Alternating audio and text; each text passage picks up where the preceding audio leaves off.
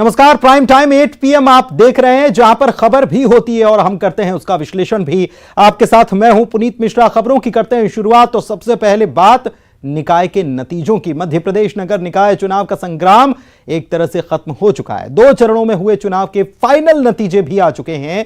16 नगर निगम में शहर की सरकार फाइनल हो गई है। 9 मेयर पद पर बीजेपी ने जीत दर्ज की, जबकि पिछली बार 16 के 16 उसके खाते में थे, लेकिन इस बार 9। लेकिन 5 मेयर पद पर कांग्रेस को भी जीत हासिल हो गई। एक पर आम आदमी पार्टी और एक सीट पर निर्दलीय उम्मीदवार ने जीत का परचम लहराया है। आ गए निकाय के फाइनल नतीजे। 16 नगर निगमों में मेयर हुए फाइनल। 9 निगमों में बीजेपी ने लहराया परचम। 5 निगमों में कांग्रेस का जीत का पंच। एक निगम में आपका रास्ता साफ। एक निगम में बीजेपी की बागी जीती। ये तो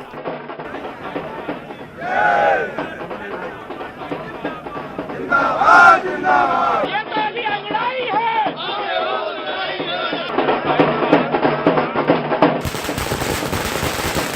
शिवराज सिंह चौहान जिंदाबाद जिंदाबाद। मध्य प्रदेश में पिछले कई महीनों से चल रही चुनावी गहमा-गहमी नतीजों के बाद जश्न में तब्दील हो चुकी है।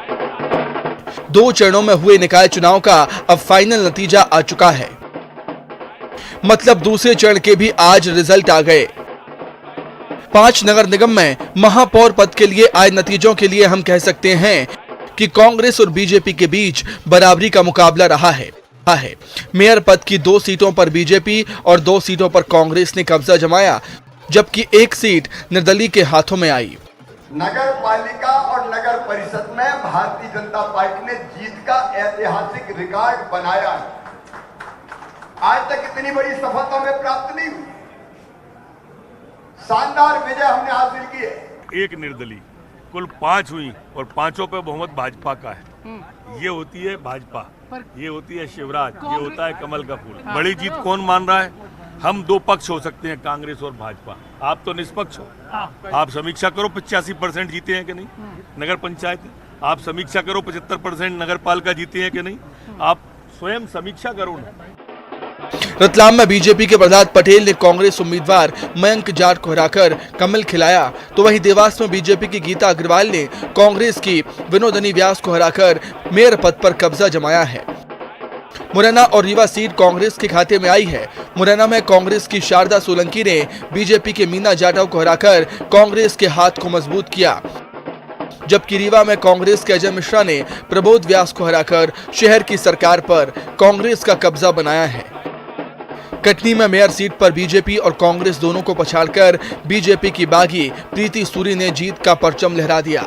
पूरे भारतीय जनता पार्टी के नेतृत्व को और भारतीय जनता पार्टी के हमारे बूथ के एक-एक कार्यकर्ता को, पूरे मध्य प्रदेश के कार्यकर्ताओं को, जो इतिहास नगर निगम और ग्रामीण निकाय के चुनाव में भारतीय जनता पार्टी के कार्यकर्ताओं ने बनाया है, मैं बहुत बहुत शुभकामनाएं पूरे मध्य प्रदेश के कार्यकर्ताओं को आज यहाँ से सबको बहुत बहुत शुभकामनाएं देना चाहता हूँ। एक इतिहास भारतीय जनता पार्टी के कार्यकर्ताओं ने इन ग्रामीण निकाय के नगर निकाय के चुनाव में बनाया है। हम देखें पिछले चुनाव की हम तुलना करें तो पिछले चुनाव से नगरीय निकाय के चुनाव में इस बार भारतीय जनता पार्टी ने ज़्यादा बेहतर किया है। जहाँ तक नगर निगम का सवाल है तो नगर निगम प्रदेश में कुल 16 नगर निगम है। बाकी हमारे 52 जिले हैं। कई जिले ऐसे हैं जो कई नगर निगमों से बड़े हैं, वहाँ पर हम जीते हैं। पहले और दूसरे चरण के नतीजे आने के बाद 16 नगर निगमों की फाइनल टैली में बीजेपी ने बाजी मारी है। पहले चरण की 7 मेयर सीट और दूसरे चरण की 2 मेयर सीट के बाद बीजेपी ने 16 में से कुल 9 सीटों पर कब्जा जमाया, जबकि कांग्रेस के खाते में पहले चरण में मेयर पद की 3 और दूसरे चरण में 2 सीटों के साथ कुल 5 सीटों पर कांग्रेस ने जीत दर्ज की। सिंगरौली की 1 सीट आपके खाते में गई, जबकि 1 सीट पर निर्दलीय उम्मीदवार ने कब्जा जमाया। जीत के बाद अपने अपने दावे हैं। जो भारतीय जनता पार्टी पार्षदों में तो भाजपा की बहुमत है ना, भाजपा के पार्षद ज्यादा जीते, 80% से अधिक भाजपा के पार्षद जीते। और देखिए मैंने पहले ही कहा, स्थानीय चुनाव बहुत चुनौतीपूर्ण होते हैं। छोटी छोटी समस्या रहती है, लोकल समस्या रहती है, और बारिश के समय चुनाव हुए हैं, जबकि मोहल्लों के अंदर पानी नाली की ये समस्या है, उसके बावजूद भारतीय जनता पार्टी को लोगों ने जिताया है। तो इतना विश्वास भारतीय जनता के पार्टी के प्रति है। कांग्रेस ने खूब अफवाहें, खूब झूठ बोला, उसके बावजूद जनता ने उन पर विश्वास नहीं किया। मैं कांग्रेस पार्टी के बेहतर परफॉर्मेंस के प्रदर्शन के लिए आम जनता को धन्यवाद देता हूं, कांग्रेस जन को धन्यवाद देता हूं। ये हमारे लिए, हमारे कार्यकर्ताओं के लिए बहुत उत्साहित दिन है। सबको इससे प्रेरणा मिली है और मुझे पूरा विश्वास है कि 14 महीनों में जनता इनको मुंह तोड़ जवाब देगी।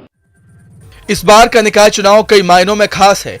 खास इसलिए क्योंकि 16 नगर निगम की सीटों वाली बीजेपी 9 सीटें पाकर भी खुश है, तो 0 से 5 मेयर सीटों पर जीत का परचम लहराने वाली कांग्रेस भी। दोनों ही पार्टियां अपने अपने तरीके से नतीजों की समीक्षा कर रही हैं, लेकिन असली लड़ाई 2023 में होने वाली है। Bureau report, news 18 Madhya Pradesh Chhattisgarh.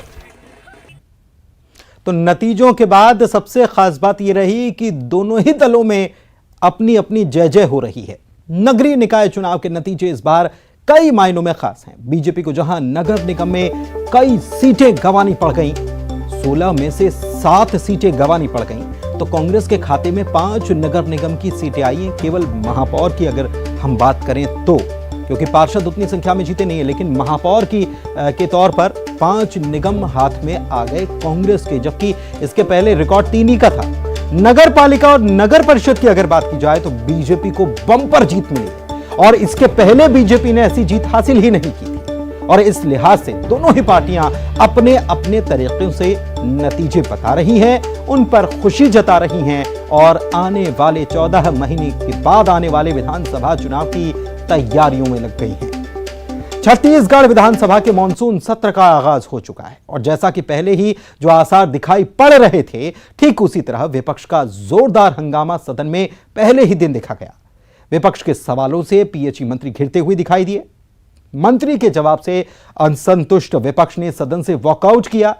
सदन की आने वाली बैठकों में भी अब हंगामे के आसार दिखाई पड़ रहे हैं, क्योंकि विपक्ष अब अविश्वास प्रस्ताव लाने की तैयारी में है।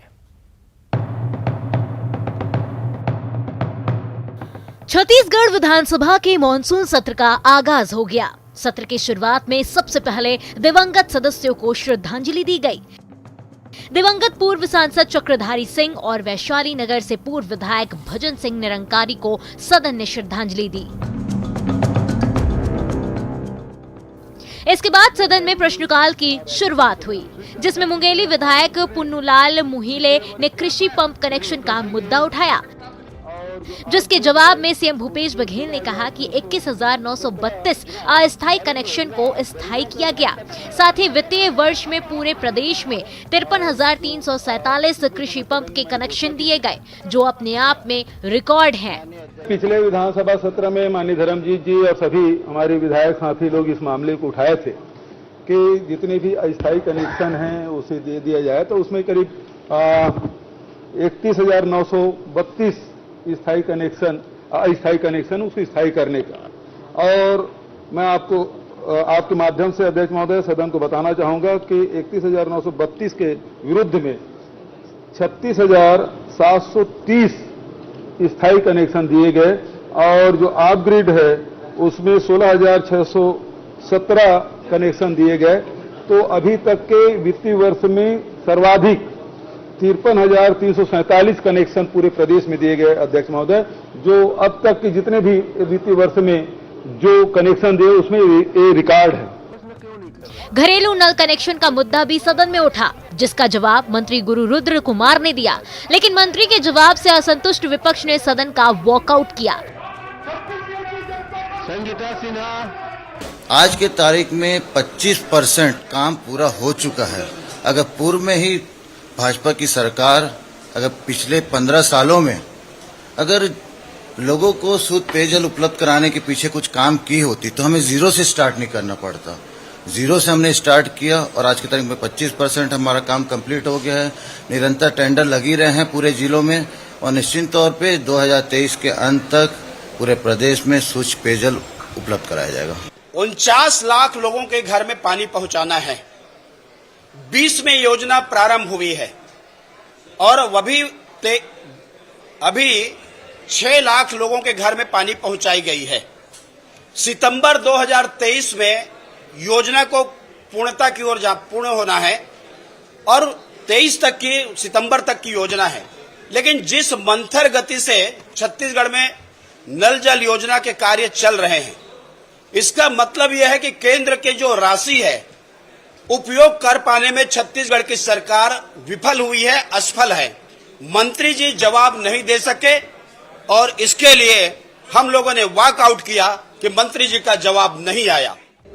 इससे पहले मुख्यमंत्री भूपेश बघेल ने विधानसभा में पहुंचकर नए बने सीएम कक्ष का लोकार्पण किया। उसके बाद कार्य मंत्रणा समिति की बैठक में शामिल हुए, जिसमें सत्र को चलाने पर चर्चा की गई।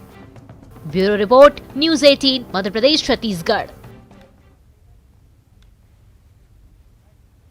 तो विधानसभा का जो मानसून सत्र शुरू हुआ है, इसका आगाज हो चुका है और पहले ही इसका अंदाजा लगाया जा रहा था कि हंगामेदार होगा और हंगामेदार ही आज शुरुआत देखने को मिली है। कानून व्यवस्था का मुद्दा हो, जल जीवन मिशन में गड़बड़ी का मुद्दा हो, ये विपक्ष की तरफ से उठाया गया और पीएचई मंत्री की तरफ से जो जवाब सामने आया उसे विपक्ष असंतुष्टि नहीं हुआ, वॉकआउट भी कर दिया। और आने वाली बैठकें जो हैं उसमें भी निश्चित रूप से हंगामे के आसार नजर आ रहे हैं, क्योंकि विपक्ष अब अविश्वास प्रस्ताव लाने के लिए तैयारी कर रहा है और साथ ही साथ अपने विधायकों के लिए व्हिप जारी कर दिया गया है विपक्ष की तरफ से। बढ़ते हैं आगे और बात अगली खबर की करते हैं। छत्तीसगढ़ में गोधन न्याय योजना की दूसरी सालगिरह पर सीएम भूपेश बघेल ने हितग्राहियों के खाते में 7 करोड़ 48 लाख रुपए की रकम ऑनलाइन ट्रांसफर कर दी। इस खास मौके पर मुख्यमंत्री भूपेश बघेल गौमूत्र खरीदी का भी ऐलान कर गए, जो हरेली तिहार के मौके पर 28 जुलाई से शुरू होनी है।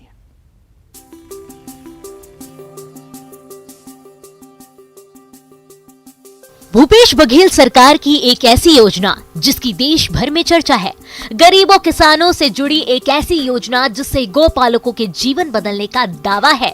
उसी गोधन न्याय योजना की दूसरी सालगिरह पर गोधन न्याय योजना के हितग्राहियों के खाते में 48वीं किश्त की राशि के रूप में 7 करोड़ 48 लाख रुपए की राशि का ऑनलाइन भुगतान मुख्यमंत्री भूपेश बघेल ने किया।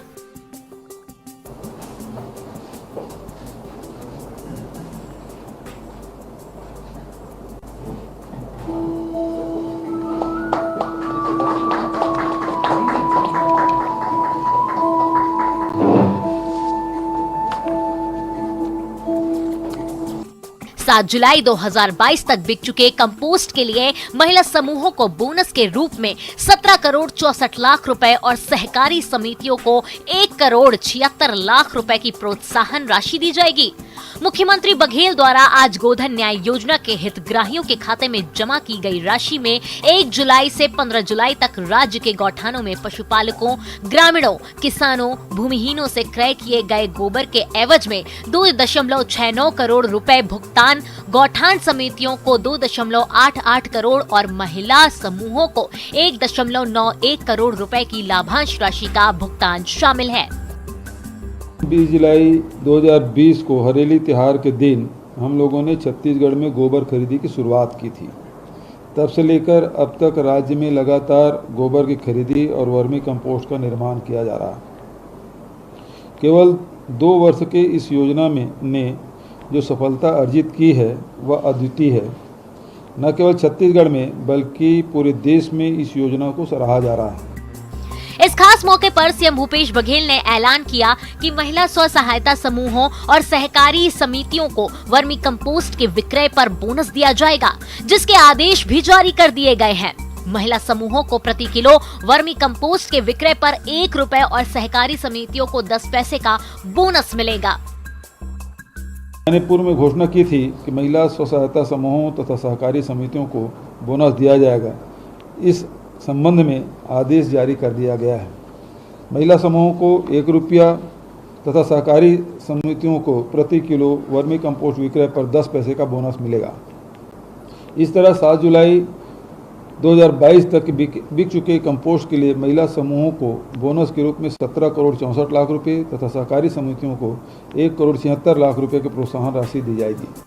गोबर खरीदी के एवज में आज किए गए भुगतान की राशि को मिलाकर अब तक 153.44 करोड़ रुपए का भुगतान किया जा चुका है। इसी तरह योजना के तहत अब तक गौठान समितियों एवं महिला स्व सहायता समूहों को 147.99 करोड़ रुपए का भुगतान किया जा चुका है। मुख्यमंत्री भूपेश बघेल ने कहा है कि इस 28 जुलाई को हरेली तिहार से गोधन न्याय योजना का विस्तार करते हुए गोबर के साथ साथ गौमूत्र की खरीदी 4 रुपए प्रति लीटर की दर प्रस्तावित की गई है। और विस्तारित करते हुए अब गोबर के साथ साथ गौमूत्र की भी खरीदी करने का निर्णय शासन ने लिया है। इसकी शुरुआत 28 जुलाई को हरेली तिहार से की जाएगी। गौमूत्र की खरीदी के लिए 4 रुपये प्रति लीटर की दर प्रस्तावित है। खरीदे गए गौमूत्र का उपयोग जीवामृत, कीटनाशकों और खाद के निर्माण में किया जाएगा। इससे राज्य में जैविक खेती को और मजबूती मिलेगी, साथ ही पशुपालकों के आय में भी बढ़ोतरी होगी। 2 साल पहले 20 जुलाई 2020 को राज्य में हरेली पर्व के दिन से ही गोधन न्याय योजना के तहत गौठानों में गोबर की खरीदी की शुरुआत हुई थी। गोबर के गौठानों में अब तक 20 लाख क्विंटल से ज्यादा vermi compost, super plus compost उत्पादित किए जा चुके हैं, जिसके चलते राज्य में जैविक खेती को बढ़ावा मिला है। अब गौमूत्र की खरीदी राज्य में जैविक खेती के प्रयासों को और आगे बढ़ाने में मददगार साबित होगी। इसी को ध्यान में रखकर राज्य में गौमूत्र की खरीदी शुरू की जा रही है। Bureau report, news 18 Madhya Pradesh Chhattisgarh. तो कुल मिलाकर बात यह है कि भूपेश बघेल की सरकार ने गोधन न्याय योजना पहले शुरू की थी, जिसकी चर्चा पूरे देश भर में है। इसके मॉडल को कई राज्य अपनाने भी जा रहे हैं। तो गोधन न्याय योजना को शुरू हुए पूरे 2 साल हो गए हैं। इस दौरान काफी सराहना हुई, इसका स्टडी भी इसकी की गई। दूसरी सालगिरह के मौके पर इधर छत्तीसगढ़ में मुख्यमंत्री ने हितग्राहियों के खाते में न केवल गोबर खरीदी की रकम जमा की, 7 करोड़ 48 लाख रुपए ऑनलाइन ट्रांसफर किए, बल्कि इस खास मौके पर गौमूत्र की खरीदी होगी, इसका भी ऐलान कर दिया गया है, जिसकी शुरुआत हरेली तिहार के मौके पर शुरू होने जा रही है 28 जुलाई से। और इसका मूल्य तय कर दिया गया है, 4 रुपए प्रति लीटर के मान से ये गौमूत्र की खरीदी होगी। इसके अलावा बोनस भी बांटा गया है। जो वर्मी कंपोस्ट बनाया गया और उसकी बिक्री हुई, उसका बोनस भी महिलाओं को दिया गया, महिला स्व सहायता समूहों को। बढ़ते आगे, कर्नाटक में एम्बुलेंस हादसे की एक दिल दहला देने वाली तस्वीर आई है, जिसे देखकर आप भी ये कहने पर मजबूर हो जाएंगे कि जान बचाने वाली एम्बुलेंस भी मौत बनकर सामने आ सकती है। देखिए जरा।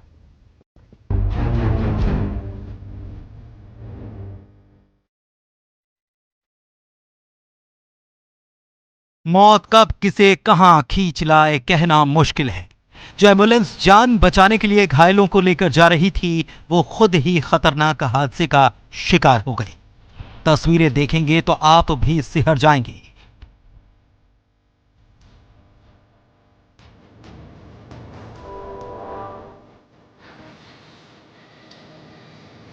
देखिए, ये किसी टोल प्लाजा की तस्वीरें हैं। तेज बारिश है और इस बीच अचानक टोल प्लाजा पर गहमा गहमी शुरू हो जाती है। एक स्टाफ हाथ में छाता लिए बेतहाशा दौड़ता हुआ बैरिकेड हटाने के लिए भागता है। कुछ और स्टाफ दूसरी तरफ का बैरिकेड हटाने भागते हैं। इस बीच टोल प्लाजा का एंट्री गेट खोल दिया जाता है। तभी तूफान रफ्तार से एक एम्बुलेंस का सीन में एंट्री होती है।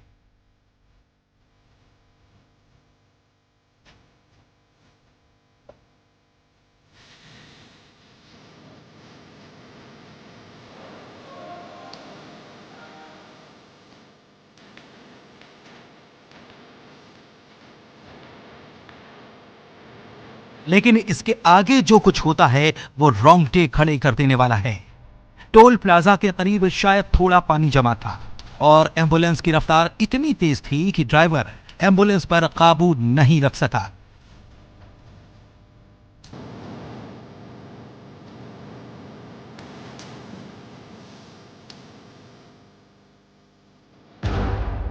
पूरी की पूरी एम्बुलेंस 360 डिग्री के एंगल पर घूम गई।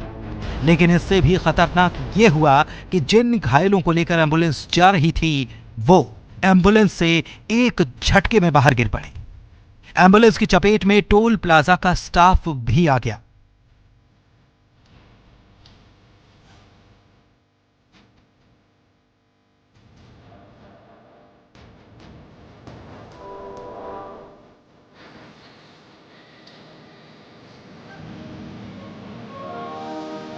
इन तस्वीरों को दिल थामकर एक बार और देखिए और महसूस कीजिए कि जिंदगी और मौत के बीच कैसे महज चंद सेकंड की दूरी होती है, कैसे मौत किसी पर आफत बनकर टूट पड़ती है, कैसे जान बचाने वाली एम्बुलेंस खुद जान ले सकती है। बताया जा रहा है यह हादसा कर्नाटक के शिरूर के नजदीक एक टोल प्लाजा पर हुआ है। यह एम्बुलेंस 4 घायलों को लेकर खुंदापुरा से भोनवरा जा रही थी। यह हादसे के बाद की तस्वीरें हैं। देखिए, एम्बुलेंस के पर खच्चे उड़ चुके हैं, तो समझ सकते हैं एम्बुलेंस में मौजूद लोगों का क्या हुआ होगा। Bureau report, news 18, Madhya Pradesh, Chhattisgarh. Nupur Sharma के समर्थन में बयानबाजी को लेकर आकर मालवा में एक युवक की पिटाई का मामला आया। इस घटना में युवक को गंभीर चोटें आई। बताया जा रहा कि युवक बजरंग दल का प्रखंड संयोजक है। देखिए, देश में नुपुर शर्मा के बयान पर विवाद ठंडा पड़ता नजर नहीं आ रहा है। देश के अलग अलग राज्यों में उन लोगों के खिलाफ हिंसा की कई खबरें आ चुकी हैं जिन्होंने नुपुर शर्मा के समर्थन में बयान दिया या सोशल मीडिया पर पोस्ट किया। उदयपुर, अमरावती, सीतामढ़ी समेत कई जगहों के बाद अब एक हिंसक वारदात आगर मालवा में देखने को मिली है। यहां एक युवक ने नुपुर के समर्थन में कुछ बयान दिए थे, जिसके बाद कुछ लोगों ने युवक पर हमला कर दिया। इस हमले में घायल युवक को इलाज के लिए उज्जैन रेफर किया गया है। समर्थन में कोई बयान दिया था मैंने। क्या बोला उनने मारते समय आपको? मारते समय यही बोला कि बस इसको जान से मार दो, नुपुर शर्मा का समर्थक है। पीड़ित युवक बजरंग दल का प्रखंड संयोजक बताया जा रहा है। इस घटना के विरोध में हिंदू संगठनों ने कलेक्टर कार्यालय का घेराव किया। एसपी ने मामले में सख्त एक्शन का भरोसा दिया है। उसके खिलाफ पूरे भारत में विश्व हिंदू बजरंग दल द्वारा पुतला दहन का जो कार्यक्रम रखा गया था, उसमें हमारे प्रखंड संयोजक आयुष जी माली, इनके द्वारा बाइट दी गई थी पेपर में। उस बाइट के खिलाफ आज उन लोगों ने उस बाइट को के माध्यम से, तो वही है ना बाइट देने वाला हमारे खिलाफ, उनको अकेले को पकड़ के और आज मारा है। इसमें कौन कौन लोग हैं अभी, तो वो लोग अभी FIR का प्रारूप तैयार कर रहे हैं। इस वक्त FIR होगी और उसमें कार्रवाई की जाएगी। इस मामले में पुलिस ने कुल 13 लोगों के खिलाफ मामला दर्ज किया है। आरोपियों के खिलाफ 307 धारा समेत कई गंभीर धाराएं लगाई गई हैं। पुलिस ने इस मामले में 2 आरोपियों को गिरफ्तार कर लिया है और बाकी की तलाश जारी है। रजनीश सेठी, न्यूज़ 18, आगरमालवा। और इसी के साथ प्राइम टाइम 8 PM में बस इतना ही। नमस्कार।